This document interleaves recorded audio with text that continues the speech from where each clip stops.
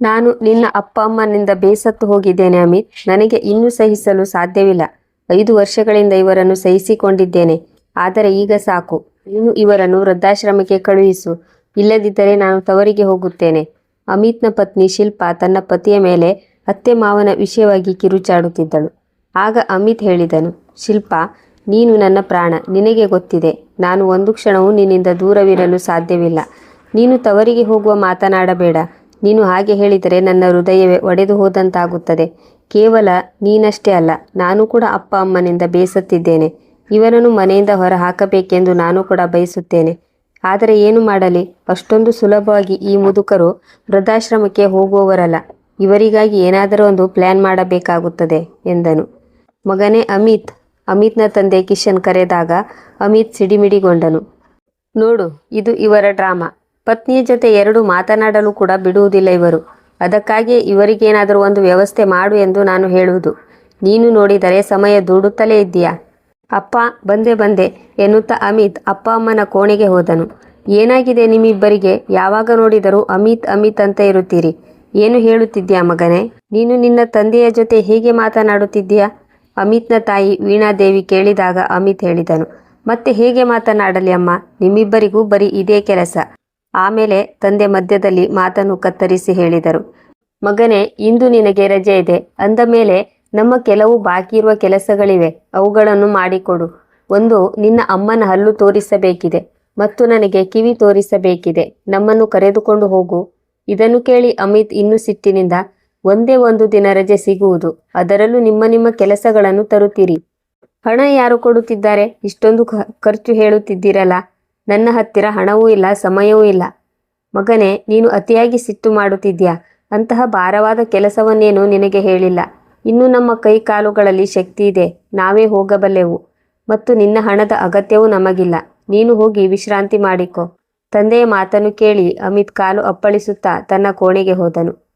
ಕಿಶನ್ ಅವರು ಬ್ಯಾಂಕ್ನಲ್ಲಿ ಜಮೆ ಮಾಡಿದ್ದ ಸ್ವಲ್ಪ ಹಣದಿಂದ ತಮ್ಮ ಖರ್ಚುಗಳನ್ನು ನಿಭಾಯಿಸುತ್ತಿದ್ದರು. ನಡಿವೀಣಾ, ನೀನು ತಯಾರಾಗು. ನಾನೇ ನಿನ್ನನ್ನು ಕರೆದೊಯ್ಯುವೆ. ಸರಿ, ನಾನು 2 ನಿಮಿಷದಲ್ಲಿ ತಯಾರಾಗುವೆ. ಇಷ್ಟು ಹೇಳಿ ವೀಣಾ ತಯಾರಾದರು ಮತ್ತು ಇಬ್ಬರು ಡಾಕ್ಟರ್ ಹತ್ತಿರ ಹೋಗಲು ಮನೆಯಿಂದ ಹೊರಟರು. ಅವರು ಮನೆಯಿಂದ ಹೊರ ಹೋದ ನಂತರ ಶಿಲ್ಪಾ ಮತ್ತೆ ಅಮಿತ್ನ ಹತ್ತಿರ ಹೇಳಲಾರಂಭಿಸಿದಳು, ಇವರು ನಮ್ಮನ್ನು ನೆಮ್ಮದಿಯಿಂದ ಬದುಕಲು ಬಿಡುವುದಿಲ್ಲ. ಅಮಿತ್, ಬೇಗ ಏನಾದರೂ ಮಾಡಬೇಕು. ಹೌದು ಶಿಲ್ಪಾ, ಬೇಗ ಏನಾದರೂ ವ್ಯವಸ್ಥೆ ಮಾಡುವೆ. ಕೇವಲ ನನಗೊಂದು ಪ್ಲ್ಯಾನ್ ಹೊಳೆಯಲಿ. ನಡಿ, ನನಗೊಂದು ಒಳ್ಳೆಯ ಕಾಪಿ ಮಾಡಿಕೊಂಡು ಬಾ. ಸರಿ, ತರುತ್ತೇನೆ. ಶಿಲ್ಪಾ ಕಾಪಿ ಮಾಡಲು ಹೋದಳು ಮತ್ತು ಅಮಿತ್ ತನ್ನ ಬುದ್ಧಿಯನ್ನು ಓಡಿಸಲಾರಂಭಿಸಿದನು. ಅವನು ಬಹಳ ಹೊತ್ತು ಯೋಚಿಸುತ್ತಲೇ ಇದ್ದನು. ಆಸ್ಪತ್ರೆಗೆ ಹೋಗಿ ಬರೋಣ, ಆಗಲಾದರೂ ನನಗೆ ಸರಿಯಾಗಿ ಕೇಳಿಸುತ್ತದೆ. ಹೌದು, ಕೆಲವೊಮ್ಮೆ ನಿಮಗೆ ಪೂರ್ತಿ ಕೇಳಿಸುವುದೇ ಇಲ್ಲ. ಸರಿ, ನೋಡೋಣ.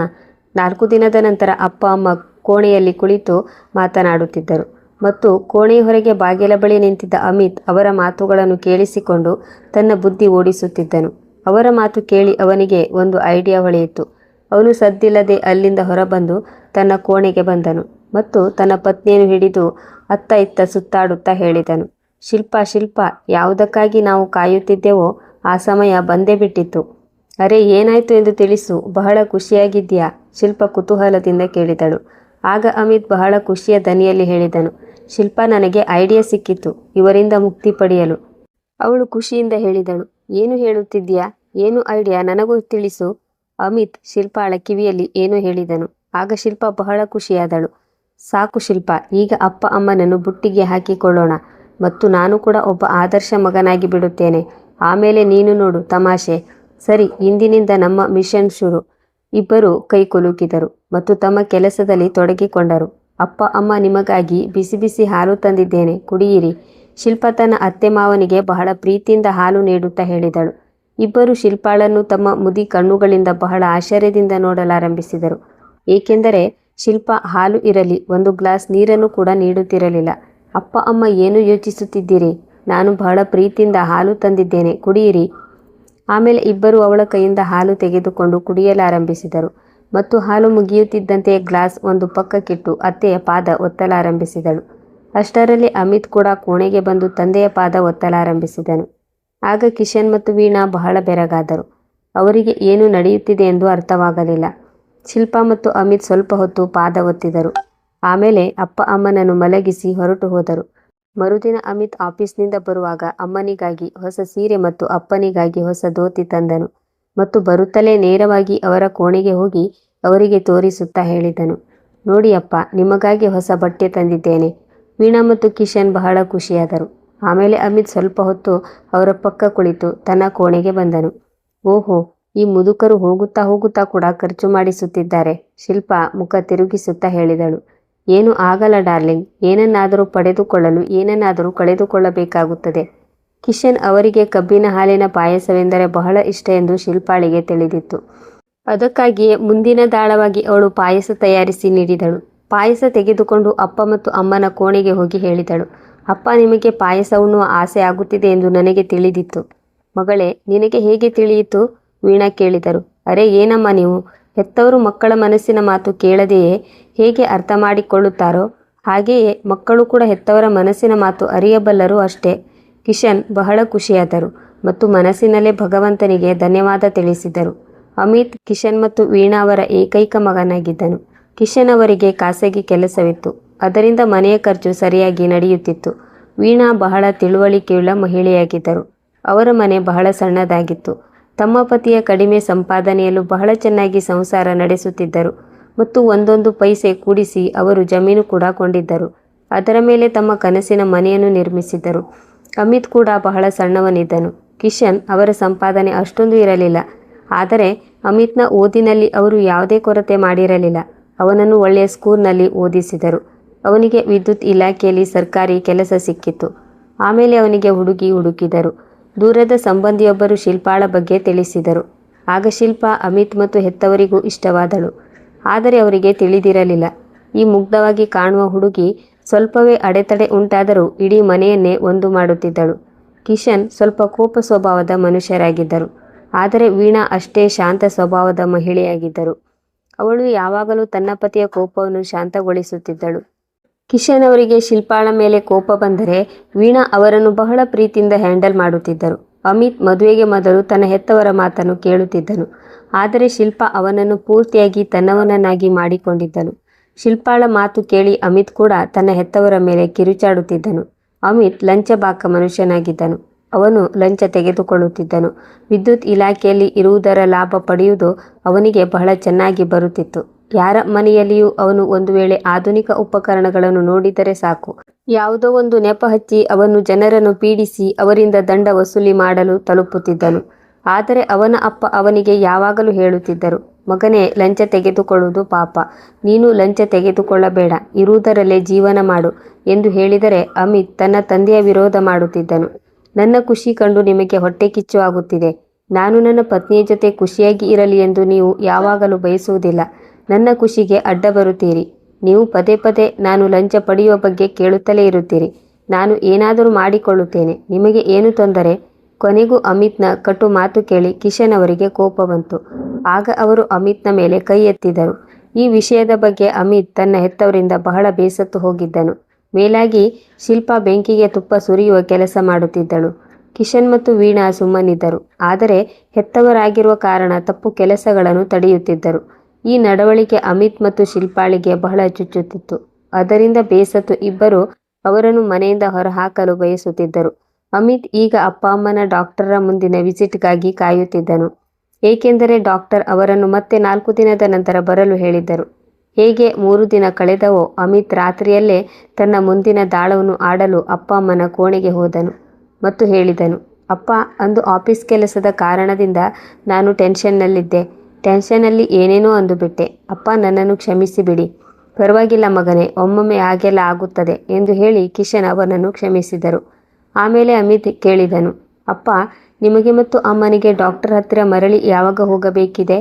ಮಗನೇ, ನಾಳೆಯೇ ಕರೆದಿದ್ದಾರೆ. ವೀಣಾ ಮಗನ ಮಾತಿಗೆ ಉತ್ತರ ನೀಡಿದರು. ಅಮಿತ್ ಅಮ್ಮನ ಕೈ ಮೇಲೆ ಕೈ ಇರಿಸಿ ಹೇಳಿದನು, ಅಮ್ಮ, ನಿಮಗೆ ಮತ್ತು ಅಪ್ಪನಿಗೆ ನಾಳೆ ನಾನೇ ಸ್ವತಃ ಡಾಕ್ಟರ್ ಹತ್ತಿರ ಕರೆದೊಯ್ಯುವೆ. ಆದರೆ ಅದಕ್ಕೂ ಮೊದಲು ನಾವುಗಳು ಯಾವುದಾದ್ರೂ ಒಂದು ಒಳ್ಳೆಯ ಜಾಗಕ್ಕೆ ಅಡ್ಡಾಡಲು ಹೋಗೋಣ. ಪಕ್ಕದಲ್ಲಿ ಒಂದು ಬಹಳ ಒಳ್ಳೆಯ ರೆಸಾರ್ಟ್ ಇದೆ, ನನ್ನ ಗೆಳೆಯ ಹೇಳಿದ್ದ. ನಾವು ಮೊದಲು ಅಲ್ಲಿ ಅಡ್ಡಾಡೋಣ, ಆಮೇಲೆ ಮರಳುವಾಗ ಡಾಕ್ಟರ್ಗೆ ತೋರಿಸಿಕೊಳ್ಳೋಣ. ಅಥವಾ ಮೊದಲು ಡಾಕ್ಟರ್ಗೆ ತೋರಿಸಿ ಆಮೇಲೆ ರೆಸಾರ್ಟ್ಗೆ ಹೋಗೋಣ. ಹೇಗೆ ಸರಿ ಎನಿಸುತ್ತದೆಯೋ ಹಾಗೆ. ಅಮ್ಮ ಅಪ್ಪ ಇದನ್ನು ಕೇಳಿ ಖುಷಿಯಾದರು. ಭಗವಂತನ ದಯೆಯಿಂದ ಮಗ ಮತ್ತು ಸೊಸೆಗೆ ಸ್ವಲ್ಪ ಬುದ್ಧಿ ಬಂದಿದೆ ಎಂದುಕೊಂಡರು. ಮರುದಿನ ಗಾಡಿಯಲ್ಲಿ ಕುಳಿತು ಎಲ್ಲರೂ ಹೊರಟರು. ಅಮ್ಮ ಅಪ್ಪನಿಗೆ ಸಂಶಯ ಬರಬಾರದೆಂದು ಮೊದಲು ಅವರನ್ನು ಡಾಕ್ಟರ್ ಬಳಿ ಕರೆದೊಯ್ದನು. ಔಷಧಿ ಕೊಡಿಸಿ ಗಾಡಿಯನ್ನು ಹೈವೇ ಕಡೆಗೆ ತಿರುಗಿಸಿದನು. ಅವರು ಬಹಳ ದೂರ ಬಂದಿದ್ದರು. ಶಿಲ್ಪ ನಾಟಕವಾಡುತ್ತಾ ಹೇಳಿದಳು, ರೀ, ಬಹಳ ತಡವಾಯಿತು. ನಾವುಗಳು ರೆಸಾರ್ಟ್ಗೆ ಯಾವಾಗ ತಲುಪೋದು? ವೀಣಾ ಮತ್ತು ಕಿಶನ್ ಪದೇ ಪದೇ ಅಮಿತ್ನಲ್ಲಿ ಕೇಳುತ್ತಿದ್ದರು. ಅಮಿತ್ ಹೇಳಿದನು, ನನಗೆ ಅನಿಸುತ್ತದೆ ತಪ್ಪಾಗಿ ನಾವು ತಪ್ಪು ಹೈವೇಗೆ ಬಂದಿದ್ದೇವೆ ಎಂದು. ಅಷ್ಟರಲ್ಲೇ ಗಾಡಿ ಗರ್ ಗರ್ ಸದ್ದು ಮಾಡಿ ನಿಂತು ಹೋಯಿತು.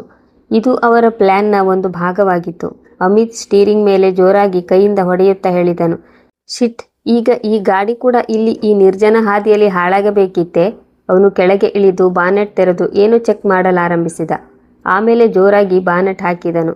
ಮತ್ತೆ ಹೇಳಿದನು, ಗಾಡಿ ಹಾಳಾಗಿ ಹೋಗಿದೆ ಅನಿಸುತ್ತದೆ. ಮೆಕ್ಯಾನಿಕ್ನ ಕರೆಸಿ ಸರಿಪಡಿಸಬೇಕಾಗುತ್ತದೆ. ನಾನು ಆಸುಪಾಸಿನಲ್ಲಿ ನೋಡುತ್ತೇನೆ, ನೀವುಗಳು ಇಲ್ಲೇ ಇರಿ ಎಂದು ಹೇಳಿ ಅಮಿತ್ ಹೋಗಲಾರಂಭಿಸಿದನು. ಅಷ್ಟರಲ್ಲೇ ವೀಣಾ ಹೇಳಿದರು, ಮಗನೇ, ಹಾದಿ ಬಹಳ ಅಪಾಯಕಾರಿಯಾಗಿ ಕಾಣುತ್ತಿದೆ. ಆರಾಮಾಗಿ ನೋಡಿ ಹೋಗು. ಸರಿ ಅಮ್ಮ ಎಂದು ಹೇಳಿ ಅಮಿತ್ ಸ್ವಲ್ಪ ಆಸುಪಾಸು ನೋಡಿ ಮರಳಿ ಬಂದು ಹೇಳಿದನು, ಇಲ್ಲಂತೂ ದೂರ ದೂರದವರೆಗೆ ಚಿಕ್ಕ ಗುಡಿಸಲು ಕೂಡ ಕಾಣಿಸುತ್ತಿಲ್ಲ. ಈಗೇನು ಮಾಡುವುದು? ರಾತ್ರಿಯಾಗುತ್ತಿದೆ. ಶಿಲ್ಪ ಹೆದರುತ್ತಾ ಕೇಳಿದಳು, ನಾನು ಸ್ವಲ್ಪ ಸಹಾಯ ಮಾಡುತ್ತೇನೆ. ನಾವು ಹೋಗಿ ಮೆಕ್ಯಾನಿಕ್ನ ಹತ್ತಿರ ತಲುಪಿ ಗಾಡಿ ಸರಿಪಡಿಸಿಕೊಂಡು ಬರಬಹುದು. ಅಮಿತ್ ಹೇಳಿದನು, ಹೀಗೆ ಮಾಡೋಣ. ಅಪ್ಪ ಅಮ್ಮ ನೀವು ಇಲ್ಲೇ ಕಾಯುತ್ತೀರಿ. ನಾವು ಗಾಡಿಯನ್ನು ಹೇಗೋ ಮಾಡಿ ಎಳೆದುಕೊಂಡು ಹೋಗಿ ಸರಿಪಡಿಸಿಕೊಂಡು ಬರುತ್ತೇವೆ. ಮಗನೇ, ಈ ಪ್ಲಾನ್ ಸರಿಯಾಗಿ ಅನಿಸುತ್ತಿಲ್ಲ. ಆಸುಪಾಸು ದಟ್ಟ ಕಾಡಿದೆ. ನೀವು ಬೇಗ ಮರಳಿ ಬನ್ನಿ. ಅಪ್ಪ, ನಾವು ಬೇಗ ಮರಳಿ ಬರುತ್ತೇವೆ. ಇಷ್ಟು ಹೇಳಿ ಅಮಿತ್ ಮತ್ತು ಶಿಲ್ಪ ಗಾಡಿಯನ್ನು ಬಲವಂತವಾಗಿ ನೂಕುವ ನಾಟಕ ಮಾಡುತ್ತಾ ತಮ್ಮ ಮುದಿ ಅಮ್ಮ ಅಪ್ಪನನ್ನು ಅಂತಹ ನಿರ್ಜನ ಹೈವೇಯಲ್ಲಿ ಒಬ್ಬಂಟಿಯಾಗಿ ಬಿಟ್ಟು ಹೋದರು. ಅತ್ತ ವೀಣಾ ಮತ್ತು ಕಿಶನ್ ಆ ನಿರ್ಜನ ಹೈವೇಯಲ್ಲಿ ತಮ್ಮ ಮಗನಿಗಾಗಿ ಕಾಯುತ್ತಿದ್ದರು. ಬಹಳ ಹೊತ್ತಿನಿಂದ ಹೆತ್ತವರಿಬ್ಬರು ಆತಂಕಗೊಂಡಿದ್ದರು. ಈಗ ಬಹಳ ರಾತ್ರಿಯಾಗಿತ್ತು. ಒಂದು ಕಡೆ ಹಸಿವಿನಿಂದ ಇಬ್ಬರ ಪ್ರಾಣ ಹೋಗುತ್ತಿತ್ತು. ಇನ್ನೊಂದು ಕಡೆ ನಿರ್ಜನ ರಾತ್ರಿ. ಏನು ಮಾಡಲು ತಿಳಿಯದೆ ಇಬ್ಬರು ಗಾಬರಿಯಿಂದ ಅಲ್ಲೇ ಒಂದು ಕಲ್ಲಿನ ಮೇಲೆ ಕುಳಿತುಕೊಂಡರು. ಅಷ್ಟರಲ್ಲೇ ಅಲ್ಲಿಂದ ಪೊಲೀಸ್ ಆಫೀಸರ್ನ ಜೀಪು ಹಾದು ಹೋಗುತ್ತಿತ್ತು.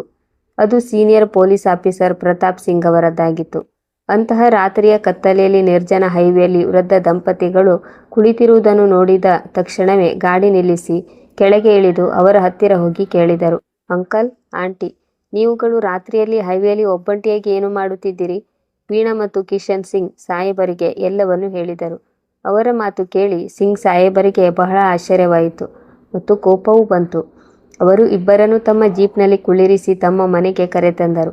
ಅತ್ತ ಶಿಲ್ಪ ಅಮಿತ್ನಲ್ಲಿ ಕೇಳಿದಳು, ಎಲ್ಲಿಯಾದರೂ ಅಪ್ಪ ಅಮ್ಮ ಯಾರ ಹತ್ತಿರವಾದರೂ ಲಿಫ್ಟ್ ತೆಗೆದುಕೊಂಡು ಮನೆಗೆ ಬಂದು ಬಿಟ್ಟರೆ? ಅರೆ ಇಲ್ಲ ಶಿಲ್ಪ, ನಿನಗೆ ತಿಳಿದಿದೆ ಅದೆಷ್ಟು ದಟ್ಟ ಕಾಡಿದೆ ಎಂದು. ಅಥವಾ ಅವರನ್ನು ಯಾವುದಾದರೂ ಕಾಡು ಪ್ರಾಣಿ ತಿಂದು ಹಾಕುತ್ತದೆ, ಇಲ್ಲದಿದ್ದರೆ ಕಳ್ಳರು ಹೊಡೆದು ಹಾಕುತ್ತಾರೆ, ಅಥವಾ ಆ ಜನರು ಹಸಿವು ಬಾಯಾರಿಕೆಯಿಂದಲೇ ಪ್ರಾಣ ಬಿಡುತ್ತಾರೆ ಎಂದನು. ಅತ್ತ ವೀಣಾ ಮತ್ತು ಕಿಶನ್ ಅತ್ತು ಹೈರಾಣಾಗುತ್ತಿದ್ದರು. ಅಂದರೆ ತಮ್ಮ ಸ್ವಂತ ಮಗ ತಮ್ಮ ಜೊತೆ ಹೀಗೆ ಮಾಡಲು ಸಾಧ್ಯವೇ ಎಂದು ಅವರಿಗೆ ನಂಬಲು ಸಾಧ್ಯವಾಗಲಿಲ್ಲ. ಸಿಂಗ್ ಸಾಹೇಬರು ಅವರನ್ನು ಸಮಾಧಾನಪಡಿಸಿದರು, ಭರವಸೆ ನೀಡಿದರು ಮತ್ತು ಊಟ ನೀಡಿದರು. ತಮ್ಮ ಪರಿಚಯ ಮಾಡುತ್ತಾ ಹೇಳಿದರು, ಅಂಕಲ್, ಆಂಟಿ, ನಾನು senior police officer Pratap Singh. ಕೆಲವು ತಿಂಗಳ ಮೊದಲಷ್ಟೇ ಇಲ್ಲಿ ನನ್ನ ವರ್ಗಾವಣೆಯಾಗಿದೆ. ನನ್ನ ಫ್ಯಾಮಿಲಿ ರಾಯ್ಪುರದಲ್ಲಿ ಇರುತ್ತದೆ. ಆಮೇಲೆ ಅವರು ಹೇಳಿದರು, ಅಂಕಲ್, ಆಂಟಿ, ನೀವುಗಳು ನನ್ನ ಕ್ವಾರ್ಟರ್ಸ್ನಲ್ಲಿ ಆರಾಮಾಗಿರಿ ಮತ್ತು ಈಗ ನೀವಿಬ್ಬರು ಯಾವುದೇ ಚಿಂತೆ ಮಾಡುವ ಅಗತ್ಯವಿಲ್ಲ. ಅಂತಹ ಮಕ್ಕಳ ಜೊತೆ ಇರುವುದಕ್ಕಿಂತ ಇದೇ ಒಳ್ಳೆಯದು. ನೀವು ಇಲ್ಲಿ ನನ್ನ ಕ್ವಾರ್ಟರ್ಸ್ನಲ್ಲಿ ನನ್ನ ಜೊತೆ ಎಲ್ಲಿಯವರೆಗೆ ಬೇಕೋ ಅಲ್ಲಿಯವರೆಗೆ ಆರಾಮಾಗಿ ಇರಿ. ಅಂತಹ ಅಯೋಗ್ಯ ಮಗ ಸೊಸೆಯ ಮೇಲೆ ಯಾವುದೇ ಭರವಸೆ ಬೇಡ. ವೀಣಾ ಮತ್ತು ಕಿಶನ್ ಅತ್ತು ಹೈರಾಣಾಗಿದ್ದರು. ಆದರೆ ಕಿಶನ್ ತಮ್ಮ ಪತ್ನಿಗಾಗಿ ತಮ್ಮನ್ನು ತಾವು ಸಂಭಾಳಿಸಿಕೊಳ್ಳುತ್ತಾ ಕಣ್ಣೀರು ಒರೆಸುತ್ತಾ ಸಿಂಗ್ ಸಾಹೇಬರಿಗೆ ಹೇಳಿದರು, ನಮ್ಮ ಏಕೈಕ ಮಗನಿಗಾಗಿ ನಾವು ಏನೆಲ್ಲ ಮಾಡಿದೆವು ಎಂದು ಯಾವುದೇ ಕೊರತೆ ಮಾಡಿರಲಿಲ್ಲ. ನಮ್ಮ ಆಸೆಗಳನ್ನು ಸಾಯಿಸಿ ಅವನ ಪ್ರತಿ ಆಸೆಯನ್ನು ಪೂರೈಸಿದೆವು. ಆದರೆ ಗೊತ್ತಿಲ್ಲ, ನಮ್ಮ ಪಾಲನೆ ಪೋಷಣೆಯಲ್ಲಿ ಅಂತಹ ಏನು ಕೊರತೆಯಾಯಿತೋ ಅವನು ನಮ್ಮ ಜೊತೆ ಹೀಗೇಕೆ ಮಾಡಿದನು. ಕಿಶನ್ ಮತ್ತೆ ಹೇಳಿದರು, ಮಗನೇ, ನಾನು ಕೂಡ ಒಬ್ಬ ಓದಿದ ಸುಸಂಸ್ಕೃತ ನಾಗರಿಕ. ನಾನು ಕೂಡ ಹೀಗೆ ಸುಮ್ಮನೆ ಕುಳಿತುಕೊಳ್ಳುವವನಲ್ಲ. ಅಂತಹ ಮಕ್ಕಳಿಗೆ ಪಾಠ ಕಲಿಸುವುದು ಅಗತ್ಯವಾಗಿದೆ. ಇಲ್ಲದಿದ್ದರೆ ನಮ್ಮ ಸಮಾಜದ ನೈತಿಕ ಪತನ ಆಗುವುದನ್ನು ಯಾರೂ ತಡೆಯಲು ಸಾಧ್ಯವಿಲ್ಲ. ಸಿಂಗ್ ಸಾಹೇಬರು ಕೂಡ ಇದನ್ನೇ ಬಯಸುತ್ತಿದ್ದರು. ಅಂದರೆ ಅಮಿತ್ ಮತ್ತು ಶಿಲ್ಪಾಳಿಗೆ ಶಿಕ್ಷೆ ಸಿಗಲೇಬೇಕು ಅಂದುಕೊಂಡಿದ್ದರು. ಮಗನೇ, ಮೊದಲು ನಮಗೆ ನಮ್ಮ ಮನೆ ಮರಳಿಬೇಕು. ಯಾವ ಮನೆಯಿಂದ ಅವರು ನಮ್ಮನ್ನು ಈ ರೀತಿ ಹೊರಹಾಕಿ ಅಸಹಾಯಕರನ್ನಾಗಿ ಬಿಟ್ಟಿದ್ದಾರೋ ಆ ಮನೆ. ವೀಣಾ ಹೇಳಿದರು. ಆ ಮನೆ ನಮ್ಮಿಬ್ಬರದು. ನಾವಿಬ್ಬರೂ ನಮ್ಮ ಕಠಿಣ ಪರಿಶ್ರಮದಿಂದ ನಿರ್ಮಿಸಿದ್ದೇವೆ. ಅದರ ಮೇಲೆ ಅವರ ಯಾವುದೇ ಅಧಿಕಾರವಿಲ್ಲ. ನೀನು ಏನನ್ನಾದರೂ ಮಾಡು, ನಾವಿಬ್ಬರೂ ಪೂರ್ತಿ ಒಪ್ಪಿಗೆ ನೀಡುತ್ತೇವೆ ಮತ್ತು ನಾವು ನಿನ್ನ ಜೊತೆಗಿದ್ದೇವೆ.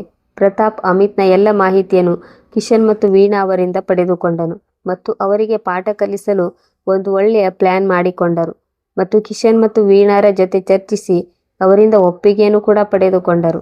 ಕೆಲವು ದಿನಗಳಲ್ಲಿ ಅಮಿತ್ ವಿರುದ್ಧ ನೋಟಿಸ್ ಸಿದ್ಧಪಡಿಸಿ ಪೋಸ್ಟ್ ಮೂಲಕ ಅವನ ಮನೆಗೆ ಕಳುಹಿಸಿದರು. ಅಷ್ಟರಲ್ಲೇ ಪಕ್ಕದ ಮನೆಯ ಶಂಕರ್ ಕಿಶನ್ ಮತ್ತು ವೀಣಾ ಎಷ್ಟೋ ದಿನಗಳಿಂದ ಕಾಣಿಸದಿರುವ ಕಾರಣ ಅಮಿತ್ನಲ್ಲಿ ಕೇಳಿದರು. ಆಗ ಅಮಿತ್ ಹೇಳಿದನು, ಅವರು ಯಾತ್ರೆಗೆ ಹೋಗಿದ್ದಾರೆ ಎಂದು ಹೇಳಿ ಮಾತನ್ನು ತಳ್ಳಿ ಹಾಕಿದನು. ಒಂದು ಭಾನುವಾರದಂದು ಅಮಿತ್ ಮತ್ತು ಶಿಲ್ಪಾ ಮನೆಯಲ್ಲಿ ಪಾರ್ಟಿ ಇರಿಸಿದ್ದರು. ತರಹೇವಾರಿ ಒಳ್ಳೆಯ ಅಡುಗೆಗಳು ಟೇಬಲ್ ಮೇಲೆ ಅಲಂಕೃತವಾಗಿದ್ದವು. ಇಬ್ಬರು ಬಹಳ ಖುಷಿಯಾಗಿದ್ದರು. ಆದರೆ ನೋಟಿಸ್ ಸಿಕ್ಕಿದ ತಕ್ಷಣವೇ ಅವರ ಖುಷಿಗೆ ಗ್ರಹಣ ಹಿಡಿದಂತಾಯಿತು. ಇಬ್ಬರು ಗಾಬರಿಯಾದರು. ಈ ಮನೆ ಸರ್ಕಾರದ ಪ್ರಾಪರ್ಟಿಯಲ್ಲಿ ನಿರ್ಮಾಣವಾಗಿದೆ. ಇದನ್ನು ಖಾಲಿ ಮಾಡಲು ಅವರಿಗೆ ಕೇವಲ 10 ದಿನದ ಸಮಯವಿದೆ ಎಂದು ನೋಟಿಸ್ನಲ್ಲಿ ಬರೆಯಲಾಗಿತ್ತು. ಅಮಿತ್ ನೋಟಿಸ್ ಸಿಕ್ಕಿದ ತಕ್ಷಣವೇ ಸರ್ಕಾರಿ ಆಫೀಸ್ಗಳ ಸುತ್ತ ಅಲೆಯಲಾರಂಭಿಸಿದನು ಮತ್ತು ಅದೆಷ್ಟೋ ವಕೀಲರನ್ನು ಹೋಗಿ ಭೇಟಿಯಾದನು. ಆದರೆ ಯಾವುದೇ ಮಾತು ನಡೆಯಲಿಲ್ಲ, ಏಕೆಂದರೆ ಭಗವಂತ ಅಂತಹ ಜನರಿಗೆ ಜೊತೆ ನೀಡುವುದಿಲ್ಲ. ಆಫೀಸರ್ ಸಿಂಗ್ ಸಾಹೇಬರು ಏನೋ ಒಂದು ಅಂತಹ ಕಿತಾಪತಿ ಮಾಡಿದ್ದರು. ಯಾವಾಗ ಮನೆ ಖಾಲಿ ಮಾಡಲು 3 ದಿನದ ಸಮಯ ಉಳಿಯಿತೋ ಆಗ ಸಿಂಗ್ ಸಾಹೇಬರು ಖುದ್ದಾಗಿ ಅಮಿತ್ನ ಮನೆಗೆ ಬಂದು ತಲುಪಿದರು ಮತ್ತು ಇನ್ನೊಂದು ಬಾರಿ ಅವನಿಗೆ 3 ದಿನದ ಒಳಗಡೆ ಮನೆ ಖಾಲಿ ಮಾಡಲು ಹೇಳಿದರು. ಅಮಿತ್ ಮತ್ತು ಶಿಲ್ಪಾ ಅದೆಷ್ಟೋ ಪ್ಲಾನ್ ಮಾಡಲು ಪ್ರಯತ್ನಪಟ್ಟರು. ಆದರೆ ಸಿಂಗ್ ಸಾಹೇಬರ ಎದುರು ಏನೂ ನಡೆಯಲಿಲ್ಲ. ಅಂತಿಮವಾಗಿ 3 ದಿನದ ಒಳಗಡೆ ಅಮಿತ್ ಮತ್ತು ಶಿಲ್ಪಾ ತಮ್ಮ ಮನೆ ಖಾಲಿ ಮಾಡಿ ಬಾಡಿಗೆ ಮನೆಗೆ ಬರಬೇಕಾಯಿತು. ಈ ಸಣ್ಣ ಮನೆಯಲ್ಲಿ ಇರುವುದು ನನ್ನಿಂದ ಸಾಧ್ಯವಿಲ್ಲ. ನಿಮಗೆ ಇರಬೇಕೆಂದರೆ ಇರಿ. ನಾನಂತೂ ಅಮ್ಮನೆ ಮನೆಗೆ ಹೋಗುತ್ತೇನೆ. AC ಇಲ್ಲದೆ ಇಲ್ಲಿ ಇರಲು ಸಾಧ್ಯವಿಲ್ಲ, ಶಿಲ್ಪಾ ಕಾಲು ಅಪ್ಪಳಿಸುತ್ತಾ ಹೇಳಿದಳು. ನೀನಂತೂ ಇದನ್ನೇ ಹೇಳುತ್ತಿದ್ದೀಯಾ, ನಾನು ಇಲ್ಲಿ ಬಹಳ ಖುಷಿಯಿಂದ ಇದ್ದೇನೆ ಎನ್ನುವಂತೆ. ಅರೆ, ಕೆಲವು ದಿನ ತಾಳ್ಮೆಯಿಂದ ಇರು. ನಾನು ಏನಾದರೂ ಮಾಡುತ್ತೇನೆ. ಯಾವುದೋ ಒಬ್ಬ ಒಳ್ಳೆಯ ಅಡ್ವೊಕೇಟ್ ಜೊತೆ ಮಾತನಾಡುತ್ತೇನೆ. ನೋಡು, ನಮಗೆ ಸರ್ಕಾರದ ಕಡೆಯಿಂದ ನೋಟಿಸ್ ಸಿಕ್ಕಿದೆ. ನಾವು ಸರ್ಕಾರದ ವಿರುದ್ಧ ನಿಲ್ಲಬೇಕಾಗುತ್ತದೆ. ಅದಕ್ಕಾಗಿ ನಮಗೆ ಒಳ್ಳೆಯ ವಕೀಲರ ಅಗತ್ಯವಿದೆ ಮತ್ತು ಜೊತೆಗೆ ಬಹಳಷ್ಟು ಹಣದ ಅಗತ್ಯವೂ ಇದೆ. ಅಮಿತ್ ಪತ್ನಿಗೆ ತಿಳಿ ಹೇಳುತ್ತಾ ಹೇಳಿದನು. ನನಗೆ ಏನೂ ತಿಳಿಯದು. ಒಳ್ಳೆಯ ವಕೀಲರನ್ನು ಹೈರ್ ಮಾಡು. ಲಂಚದ ಹಣ ಯಾವಾಗ ಕೆಲಸಕ್ಕೆ ಬರುತ್ತದೆ? ನಾನು ನಿನಗೆ ಮೊದಲೇ ತಿಳಿಸುತ್ತಿದ್ದೇನೆ. ನಿನ್ನ ಹತ್ತಿರ 1 ತಿಂಗಳ ಸಮಯವಿದೆ. ಒಂದು ವೇಳೆ 1 ತಿಂಗಳಲ್ಲಿ ನಾವು ಮರಳಿ ನಮ್ಮ ಮನೆಗೆ ಹೋಗದಿದ್ದರೆ ನಾನು ನನ್ನ ಅಮ್ಮನ ಮನೆಗೆ ಹೊರಟು ಹೋಗುತ್ತೇನೆ. ಶಿಲ್ಪಾ ದೊಡ್ಡ ಕಣ್ಣು ಬಿಟ್ಟು ಅಮಿತ್ಗೆ ಬೆದರಿಕೆ ಹಾಕುತ್ತಾ ಹೇಳಿದಳು. ಅಮಿತ್ ಅವಳ ಮಾತು ಕೇಳಿ ಸುಮ್ಮನಾದ ಮತ್ತು ಚಿಂತೆಯಲ್ಲಿ ಮುಳುಗಿದ್ದನು ಮತ್ತು ಏನಾದರೂ ಒಂದು ಐಡಿಯಾ ಮಾಡಲು ಪ್ರಯತ್ನಿಸುತ್ತಿದ್ದ. ಅಷ್ಟರಲ್ಲೇ ಆಕಸ್ಮಿಕವಾಗಿ ಅವನಿಗೆ ಇನ್ನೊಂದು ಸಂಕಷ್ಟ ಬಂದಿತ್ತು. ಅಮಿತ್ ತನ್ನ ಆಫೀಸ್ನಲ್ಲಿ ಕುಳಿತು ಮನೆಯ ಬಗ್ಗೆ ಯೋಚಿಸುತ್ತಿದ್ದ. ಅಷ್ಟರಲ್ಲೇ ಲಂಚ ತೆಗೆದುಕೊಂಡಿದ್ದ ಕಾರಣಕ್ಕಾಗಿ ವಿದ್ಯುತ್ ಇಲಾಖೆಯ ಸೀನಿಯರ್ ಆಫೀಸರ್ ಕಡೆಯಿಂದ ಅವನಿಗೆ ಮತ್ತು ಅವನ 2 ಸಹೋದ್ಯೋಗಿಗಳಿಗೆ ಸಸ್ಪೆನ್ಷನ್ ಲೆಟರ್ ಸಿಕ್ಕಿತ್ತು. ಅದರಲ್ಲಿ ಅವನನ್ನು ಪೂರ್ತಿ 1 ವರ್ಷದವರೆಗೆ ಸಸ್ಪೆಂಡ್ ಮಾಡಲಾಗಿತ್ತು ಮತ್ತು ಜೊತೆಗೆ ಅವನಿಗೆ 5 ಲಕ್ಷ ದಂಡವನ್ನು ಕೂಡ ವಿಧಿಸಲಾಯಿತು. ಕಾಕತಾಳೀಯವಾಗಿ ಕೆಲವು ವಿದ್ಯುತ್ ಇಲಾಖೆಯ ಅತಿ ಸೀನಿಯರ್ ಆಫೀಸರ್ಸ್ ಸಿಂಗ್ ಸಾಹೇಬರ ಹತ್ತಿರದ ಸಂಬಂಧಿಗಳಾಗಿದ್ದರು ಮತ್ತು ಅಮಿತ್ಗೆ ಇದಕ್ಕೂ ಮೊದಲೇ 2-3 ಬಾರಿ ಲಂಚ ತೆಗೆದುಕೊಳ್ಳಬಾರದು ಮತ್ತು ಜನರಿಗೆ ಈ ರೀತಿ ತೊಂದರೆ ನೀಡಬಾರದು ಎಂದು ವಾರ್ನಿಂಗ್ ಕೂಡ ಸಿಕ್ಕಿತ್ತು. ಈಗ ಸಸ್ಪೆನ್ಷನ್ ಲೆಟರ್ ಸಿಕ್ಕಿದ ತಕ್ಷಣ ಅಮಿತ್ಗೆ ಗಾಬರಿಯಾಯಿತು. ಅವನ ತಲೆ ಸುತ್ತಲಾರಂಭಿಸಿತು ಮತ್ತು ಕಣ್ಣೆದುರು ಕತ್ತಲೆ ಆವರಿಸಿತು. ತಾನು ಈಗಲೇ ಪ್ರಜ್ಞೆ ತಪ್ಪಿ ಬಿದ್ದು ಹೋಗುತ್ತೇನೆಂದು ಅವನಿಗೆ ಅನಿಸಿತು. ಹೇಗೋ ಮಾಡಿ ತನ್ನನ್ನು ತಾನು ಸಂಭಾಳಿಸಿಕೊಂಡನು ಮತ್ತು ಡಿಪಾರ್ಟ್ಮೆಂಟ್ನಲ್ಲಿ ಅದೆಷ್ಟೋ ಸೀನಿಯರ್ ಆಫೀಸರ್ಸ್ ಬಳಿ ಹೋಗಿ ಸಸ್ಪೆನ್ಷನ್ ಲೆಟರ್ ತಡೆಯಲು ವಿನಂತಿಸಿದ. ಆದರೆ ಇಲ್ಲಿಯೂ ಅವನ ಮಾತಿಗೆ ಯಾವುದೇ ಬೆಲೆ ಇರಲಿಲ್ಲ. ಇದರಿಂದ ಬೇಸತ್ತು ಅಮಿತ್ ಮನೆಗೆ ಬಂದ ಮತ್ತು ಬರುತ್ತಲೇ ಬೆಡ್ ಮೇಲೆ ಮಲಗಿಕೊಂಡನು. ಏನಾಯ್ತು ರೀ, ನಿಮ್ಮ ಆರೋಗ್ಯ ಸರಿ ಇದೆಯಲ್ಲವೇ? ಶಿಲ್ಪಾ ಅಮಿತ್ನನ್ನು ನೋಡಿ ಕೇಳಿದಳು. ಅಮಿತ್ ಶಿಲ್ಪಾಳನ್ನು ನೋಡಿ ಹಾವು ಕಂಡಂತೆ ಬೆಚ್ಚಿಬಿದ್ದನು. ಅವನ ಬಾಯಿಂದ ಯಾವುದೇ ಮಾತು ಹೊರಬರಲಿಲ್ಲ ಮತ್ತು ಅವನು ಅಳಲಾರಂಭಿಸಿದ. ಅಳುತ್ತಾ ಅಳುತ್ತಾ ಅವನು ಶಿಲ್ಪಾಳಿಗೆ ಎಲ್ಲ ವಿಷಯ ತಿಳಿಸಿದ. ನೋಡು, ನಮ್ಮ ಪೂರ್ತಿ ಜೀವನವೇ ಹಾಳಾಗಿ ಹೋಯಿತು. ಈಗ ನಾವೇನು ಮಾಡುವುದು? ಅದಕ್ಕಾಗಿಯೇ ಅಪ್ಪ ನಿನಗೆ ಲಂಚ ತೆಗೆದುಕೊಳ್ಳಬೇಡ ಎಂದು ಹೇಳುತ್ತಿದ್ದರು. ಶಿಲ್ಪಾ ಮುಖ ತಿರುಗಿಸಿ ಹೇಳಿದಳು. ಈ ಮಾತನ್ನು ನೀನು ಹೇಳುತ್ತಿದ್ದೀಯಾ ಶಿಲ್ಪಾ? ಕೇವಲ ನಿನ್ನ ಖರ್ಚುಗಳ ಕಾರಣಕ್ಕಾಗಿಯೇ ಇಂದಿನವರೆಗೂ ಲಂಚ ತೆಗೆದುಕೊಳ್ಳುತ್ತಿದ್ದೆ. ನೀನೇ ಅಲ್ಲವೇ ಲಂಚ ತೆಗೆದುಕೊಳ್ಳಲು ಅಲ್ಲಿ ಇಲ್ಲಿ ಹೋಗಿ ಮಾಹಿತಿ ಸಂಗ್ರಹಿಸಿ ತರುತ್ತಿದ್ದದ್ದು? ಯಾರ ಮನೆಯಲ್ಲಿ AC ಇದೆ, ಯಾರ ಮನೆಯಲ್ಲಿ 2 ಫ್ರಿಜ್ಗಳಿವೆ, ಯಾರ ಮನೆಯಲ್ಲಿ ಮೈಕ್ರೋವೇವ್ ಇದೆ, ಎಲ್ಲಿ ದಾಳಿ ಮಾಡಬೇಕು, ಎಲ್ಲಿ ಬೇಡ ಎಂದು ನೀನೇ ಅಲ್ಲವೇ ಹೇಳುತ್ತಿದ್ದದ್ದು. ನೀನು ಈಗ ನನ್ನನ್ನು ದೋಷಿ ಎಂದು ಕರೆಯುತ್ತಿದ್ದೀಯಾ? ಮತ್ತು ಇಂದು ನಿನಗೆ ಅಪ್ಪ ಕೂಡ ನೆನಪಾಗುತ್ತಿದ್ದಾರಾ? ನೀನೇ ಅಲ್ವಾ ಅಮ್ಮ ಮತ್ತು ಅಪ್ಪನನ್ನು ಸಾಯಿಸಲು ಐಡಿಯಾ ನೀಡುತ್ತಿದ್ದದ್ದು? ಈಗ ಮಾತನಾಡುತ್ತಿದ್ದೀಯಾ? ಮಾತು ಬೆಳೆಯುತ್ತಾ ಬೆಳೆಯುತ್ತಾ ಇಬ್ಬರ ಮಧ್ಯೆ ಜಗಳ ಶುರುವಾಯಿತು. ಲಂಚದಿಂದ ಸಂಪಾದಿಸಿದ ಹಣವನ್ನು ಅಮಿತ್ ಮತ್ತು ಶಿಲ್ಪಾ ಕೇವಲ ಮೋಜು ಮಾಡಲು ಬಳಸುತ್ತಿದ್ದರು. ಹಣ ಉಳಿಸುವುದು ಅವರಿಗೆ ಗೊತ್ತಿರಲಿಲ್ಲ. ಆದ್ದರಿಂದ ಈಗ ಮೆಲ್ಲಗೆ ಅವರ ಬಳಿ ಇದ್ದ ಎಲ್ಲ ಹಣವೂ ಕೂಡ ಖಾಲಿಯಾಗಲಾರಂಭಿಸಿತು. ಅಂತಹ ಸಮಯದಲ್ಲಿ ಇನ್ನೊಂದು ಹೊಸ ಸಂಕಷ್ಟ ಬಂದೊದಗಿತು. ಮನೆ ಮಾಲೀಕರು ಮನೆಯ ಬಾಡಿಗೆ ಹೆಚ್ಚಿಸುವ ಮಾತನಾಡಿದರು. ತಾವು ಇಷ್ಟೊಂದು ಬಾಡಿಗೆ ನೀಡಲು ಸಾಧ್ಯವಿಲ್ಲವೆಂದು ಅಮಿತ್ ಹೇಳಿದನು. ಆಗ ಮನೆ ಮಾಲೀಕರು ಸ್ಪಷ್ಟವಾಗಿ ಮನೆ ಖಾಲಿ ಮಾಡಲು ಹೇಳಿದರು. ಏಕೆಂದರೆ ಆ ಮನೆಗೆ ಇನ್ನೂ ಹೆಚ್ಚು ಬಾಡಿಗೆ ನೀಡಲು ಸಿದ್ಧರಿದ್ದರು. ಈಗಂತೂ ಅಮಿತ್ ಮತ್ತು ಶಿಲ್ಪಾ ತಮ್ಮ ಸಾಮಾನುಗಳನ್ನು ತೆಗೆದುಕೊಂಡು ನೇರವಾಗಿ ಫುಟ್ಪಾತ್ಗೆ ಬಂದು ಬಿಟ್ಟಿದ್ದರು. ಏಕೆಂದರೆ ಅಮಿತ್ ತನ್ನ ಅಧಿಕಾರದ ಬಳಕೆ ಮಾಡಿ ಗಲ್ಲಿಯವರಿಗೆ ಮತ್ತು ನೆರೆಯವರಿಗೆ ಕೂಡ ತೊಂದರೆ ನೀಡುತ್ತಿದ್ದ. ಆಸುಪಾಸಿನಲ್ಲಿ ಅವನ ಇಮೇಜ್ ಅಷ್ಟೊಂದು ಚೆನ್ನಾಗಿರಲಿಲ್ಲ. ಅದಕ್ಕಾಗಿಯೇ ಯಾವೊಬ್ಬ ನೆರೆಯವರು ಅವನಿಗೆ ಸಹಾಯ ಮಾಡಲು ಸಿದ್ಧವಿರಲಿಲ್ಲ. ಎಲ್ಲರೂ ಅವನಿಂದ ದೂರ ಸರಿದಿದ್ದರು. ರಸ್ತೆಯ ಮೇಲೆ ಕುಳಿತಿದ್ದ ಅಮಿತ್ ತನ್ನ ಫೋನ್ ತಿರುಗಿಸಿ ಇನ್ನೊಂದು ಬಾಡಿಗೆ ಮನೆಯ ವ್ಯವಸ್ಥೆ ಮಾಡಲು ತೊಡಗಿದ್ದನು. ಯಾರೂ ಕೂಡ ಸಹಾಯಕ್ಕೆ ಸಿದ್ಧವಿರಲಿಲ್ಲ. ಒಂದು ಕಡೆ ಹಸಿವಿನಿಂದ ಇಬ್ಬರ ಕರುಳು ಒಣಗುತ್ತಿದ್ದವು ಮತ್ತು ಇನ್ನೊಂದು ಕಡೆ ಸುಡುವ ಬಿಸಿಲು ಅವರ ಪ್ರಾಣ ಹಿಂಡುತ್ತಿತ್ತು. ಆಗ ಅಮಿತ್ ಮತ್ತು ಶಿಲ್ಪಾ ಬಿಕ್ಕಿ ಅಳಲಾರಂಭಿಸಿದರು ಮತ್ತು ಯೋಚಿಸಲಾರಂಭಿಸಿದರು. ಅಮಿತ್ ಅಳುತ್ತಾ ಶಿಲ್ಪಾಳಿಗೆ ಹೇಳಿದನು, ಶಿಲ್ಪಾ, ಇಂದು ನಮ್ಮ ಈ ಸ್ಥಿತಿಗೆ ನಾವೇ ಕಾರಣರಾಗಿದ್ದೇವೆ. ನಾನು ದೊಡ್ಡ ತಪ್ಪು ಮಾಡಿದೆ. ನಾವು ಹೇಗೆ ನಮ್ಮ ಮುದಿ ಅಪ್ಪ ಅಮ್ಮನನ್ನು ಮಧ್ಯ ದಾರಿಯಲ್ಲಿ ಬಿಟ್ಟಿದ್ದೇವೋ, ಇಂದು ಹಣೆಬರಹ ನಮ್ಮನ್ನು ಅದೇ ಜಾಗದಲ್ಲಿ ತಂದು ನಿಲ್ಲಿಸಿದೆ. ಅಮಿತ್, ನಮಗೆ ನಮ್ಮ ಕರ್ಮಗಳ ಶಿಕ್ಷೆ ಸಿಗುತ್ತಿದೆ. ಶಿಲ್ಪಾ ಹಣೆ ಬಡಿದುಕೊಳ್ಳುತ್ತಾ ಹೇಳಿದಳು. ನನ್ನ ಬುದ್ಧಿ ಕೆಟ್ಟು ಹೋಗಿತ್ತು. ನಾನು ಅಪ್ಪ ಅಮ್ಮನಂತಹ ಅತ್ತೆ ಮಾವನ ಮೇಲೆ ಎಷ್ಟೊಂದು ದೌರ್ಜನ್ಯ ಮಾಡಿದೆ ಮತ್ತು ಈ ವಯಸ್ಸಿನಲ್ಲಿ ಅವರನ್ನು ಅಲಿಯಲು ಬಿಟ್ಟು ಬಂದೆ. ಇದಕ್ಕೆ ಅಮಿತ್ ಹೇಳಿದನು, ನೀನಂತೂ ಸೊಸೆ, ಆದರೆ ನಾನು ಅವರ ಸ್ವಂತ ಒಬ್ಬನೇ ಮಗನಾಗಿದ್ದೆ. ನನ್ನನ್ನು ಅವರು ಎಷ್ಟೊಂದು ಮುದ್ದಿನಿಂದ ಸಾಕಿದ್ದರು. ನಾನು ಇದೆಂತಹ ಕೆಲಸ ಮಾಡಿದೆ ಎಂದು ಹೇಳುತ್ತಾ ಅಮಿತ್ ಜೋರಾಗಿ ಅಳಲಾರಂಭಿಸಿದ. ಅವನ ದನಿ ಅವನ ಗಂಟಲಲ್ಲೇ ಸಿಕ್ಕಿ ಹಾಕಿಕೊಂಡಿತ್ತು. ಅಷ್ಟರಲ್ಲೇ ಶಿಲ್ಪಾ ಹೇಳಿದಳು, ನೀವು ಸರಿಯಾಗಿ ಹೇಳುತ್ತಿದ್ದೀರಿ. ನಾವು ಬಹಳ ತಪ್ಪು ಮಾಡಿದ್ದೇವೆ. ನಡೆಯಿರಿ, ನಾವು ಅಪ್ಪ ಅಮ್ಮನನ್ನು ಹುಡುಕೋಣ. ಅಷ್ಟರಲ್ಲೇ ದೂರ ಕುಳಿತು ಚಹಾ ಕುಡಿಯುತ್ತಿದ್ದ ಪ್ರತಾಪ್ ಸಿಂಗ್ ಇದೆಲ್ಲವನ್ನು ನೋಡುತ್ತಿದ್ದರು. ಅವರು ಅವರ ಹತ್ತಿರ ಬಂದರು. ಅಮಿತ್ ಅವರನ್ನು ನೋಡುತ್ತಿದ್ದಂತೆಯೇ ಗುರುತಿಸಿದ ಮತ್ತು ಹೇಳಿದ, ಸರ್, ನೀವು ನಮ್ಮ ಮನೆಗೆ ಬಂದ ಅದೇ ಆಫೀಸರ್ ಅಲ್ವೇ? ಹೌದು ಅಮಿತ್, ಸಿಂಗ್ ಸಾಹೇಬರು ಗಡುಸಾದ ದನಿಯಲ್ಲಿ ಉತ್ತರ ನೀಡಿದರು. ಆಮೇಲೆ ಕೇಳಿದರು, ನೀವೇನು ಸಾಮಾನಿನ ಜೊತೆ ಇಲ್ಲಿ ರೋಡ್ ಮೇಲೆ ಕುಳಿತಿದ್ದೀರಿ? ಮನೆಯಂತೂ ಬಹಳ ಮೊದಲೇ ಖಾಲಿ ಮಾಡಿದ್ದೀರಲ್ಲ. ಅಂದಿನಿಂದಲೂ ಹೀಗೆಯೇ ಅಲೆಯುತ್ತಿದ್ದೀರಾ? ಇಬ್ಬರು ತಲೆ ತಗ್ಗಿಸಿದರು. ಆಮೇಲೆ ಸಿಂಗ್ ಸಾಹೇಬರು ಹೇಳಿದರು, ನಡೆಯಿರಿ, ನನ್ನ ಜೀಪ್ನಲ್ಲಿ ಕುಳಿತುಕೊಳ್ಳಿ. ಅವರ ಮಾತು ಕೇಳಿ ಅಮಿತ್ ಹೇಳಿದನು, ಆದರೆ ಸರ್. ಸಿಂಗ್ ಸಾಹೇಬರು ಆದರೆ ಗೀದರೆ ಏನೂ ಇಲ್ಲ ಎಂದರು. ಧನ್ಯವಾದ ತಿಳಿಸುತ್ತಾ ಇಬ್ಬರು ಜೀಪ್ನಲ್ಲಿ ಕುಳಿತುಕೊಂಡರು ಮತ್ತು ಜೀಪ್ ಅವರದೇ ಮನೆಯ ಮುಂದೆ ಬಂದು ನಿಂತಿತು. ಆಗ ಇಬ್ಬರು ಆಶ್ಚರ್ಯಚಕಿತರಾಗಿ ಹೇಳಿದರು, ಇದು ನೀವು ನಮ್ಮನ್ನು ನಮ್ಮದೇ ಮನೆಗೆ ಕರೆತಂದಿದ್ದೀರಿ? ಒಳಗಡೆ ಹೋದಾಗ ಅಲ್ಲಿ ಅಮ್ಮ ಮತ್ತು ಅಪ್ಪನನ್ನು ಕಂಡು ಇಬ್ಬರು ಬೆರಗಾದರು. ಖುಷಿ, ದುಃಖ ಎಲ್ಲ ಭಾವನೆಗಳು ಅವರ ಮನಸ್ಸಿನಲ್ಲಿ ಒಟ್ಟಾಗಿ ಬಂದವು. ಇಬ್ಬರು ಅಳುತ್ತಾ ಅಪ್ಪ ಅಮ್ಮನ ಪಾದಕ್ಕೆ ಬಿದ್ದು ಬಿಕ್ಕಳಿಸುತ್ತಾ ಕ್ಷಮೆ ಕೇಳಲಾರಂಭಿಸಿದರು. ಆದರೆ ಕಿಶನ್ ಅವರಿಗೆ ತಮ್ಮ ಕೋಪವನ್ನು ಕಂಟ್ರೋಲ್ ಮಾಡಲು ಸಾಧ್ಯವಾಗಲಿಲ್ಲ ಮತ್ತು ಜೋರಾಗಿ ಒಂದು ಅಮಿತ್ನ ಕೆನ್ನೆಗೆ ಬಾರಿಸಿದರು. ಅಮಿತ್ ಎರಡನೇ ಕೆನ್ನೆಯನ್ನು ಕೂಡ ಮುಂದೆ ಮಾಡಿ ಹೇಳಿದನು, ಅಪ್ಪ, ನೀವು ನಮಗೆ ಏನನ್ನೇ ಮಾಡಿದರೂ, ಎಷ್ಟು ಏಟು ಹೊಡೆದರೂ ಕಡಿಮೆಯೇ. ಆಮೇಲೆ ಸಿಂಗ್ ಸಾಹೇಬರ ಲಾಠಿ ತೆಗೆದುಕೊಂಡು ಅಮಿತ್ ಅಪ್ಪನ ಕೈಗೆ ನೀಡುತ್ತಾ ಹೇಳಿದನು, ಅಪ್ಪ, ನೀವು ಹೊಡೆಯಿರಿ, ಇಬ್ಬರಿಗೂ ಚೆನ್ನಾಗಿ ಹೊಡೆಯಿರಿ.